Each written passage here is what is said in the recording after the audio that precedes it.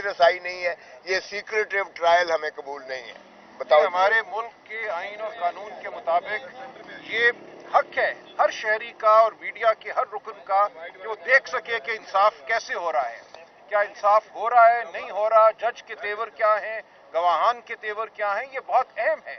بند کمرے میں تاریکی میں ٹرائل نہیں ہوتا, اور یہی فیصلہ اسلام آباد ہائی کورٹ نے دیا, اور وہاں بھرپور انداز میں یہ کہا گیا. اسلام آباد ہائی کورٹ نے کہا کہ اگر کسی وجہ سے سیکیورٹی کے کوئی ٹھوس آپ کے پاس شواہد ہوں, ان کی بنیاد پہ اگر آپ کو جیل میں بھی ٹرائل کرنا ہے تو میڈیا اور عوام کو اجازت ہوگی کہ وہ جیل میں آ سکیں. اس وقت ہمارے کہنے پر اندر ایک بہت بڑا کمرہ مختص کیا گیا ہے ٹرائل کے لیے, جو آسانی سے 200 لوگوں کو لے سکتا ہے.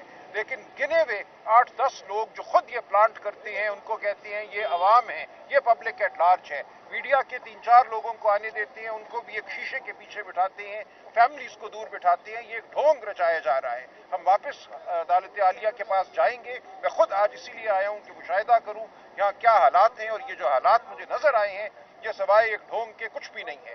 یہ ایک ٹرائل غیر آئینی غیر قانونی طریقے سے ہو رہا ہے, اور عدالت کو اس میں دوبارہ میں سمجھتا ہوں مداخلت کرنا ہوگی, اور ہم واپس عدالت عالیہ اور پھر عدالت عظمیٰ کے پاس جائیں گے. میں ایک منٹ میں مزید بتاتا چلوں.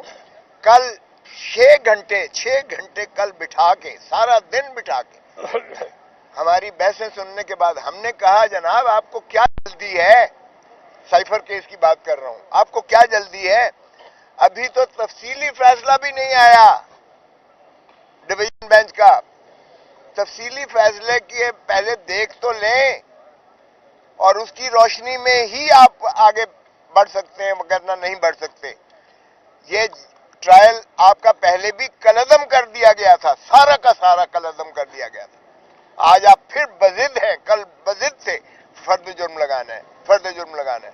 او بھائی, فرد جرم لگانا ہے. میں نے خود عماد یوسف کے کیس میں سپریم کورٹ سے جو ہے آرڈر کروایا تھا, اور سپریم کورٹ نے یہ حکم دیا کہ فرد جرم کوئی مذاق نہیں ہے, یہ روٹین کی چیز نہیں ہے کہ کسی کو جو ہے ٹرائل پر ڈال دیا جائے, فرد جرم لگا کر ملزم بنا دیا جائے.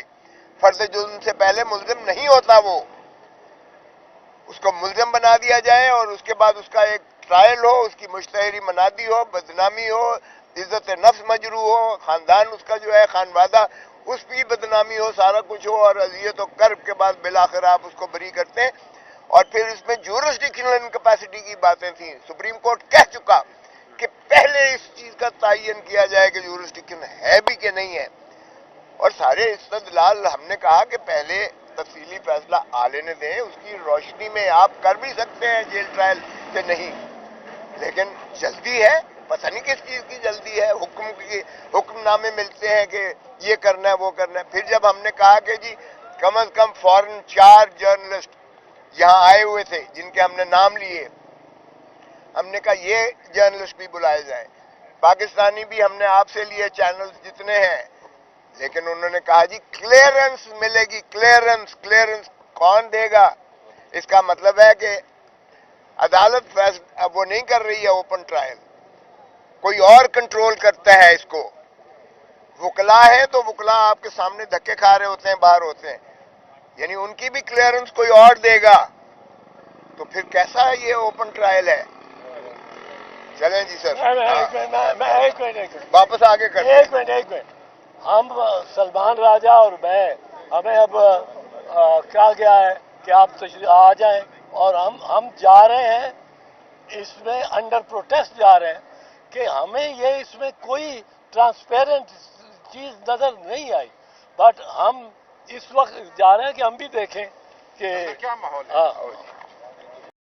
جگہ بنائی ہے, اور جو جج صاحب کے آگے وکیل کھڑے ہو کے بحث کرتے ہیں وہ وکلا تک نہیں آتی ہے.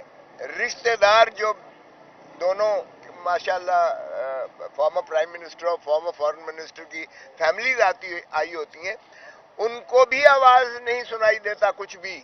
اتنا یعنی فاصلہ ہوتا ہے, یا اتنا میڈیا کو بٹھاتے کس لیے ہو اگر انہیں آواز ہی نہیں آتی ہے. اور میڈیا بھی وہ اس میں سے اسکریننگ کرتے ہیں, ہماری لسٹ نہیں, ہم لسٹ دیتے ہیں آپ کے نمائندوں کی, آپ سے لکھوا کے, ان کو نہیں بلایا جاتا. اور ہر پیشی پر ہم یہی کہتے ہیں, अब राजा साहब आपको बताएं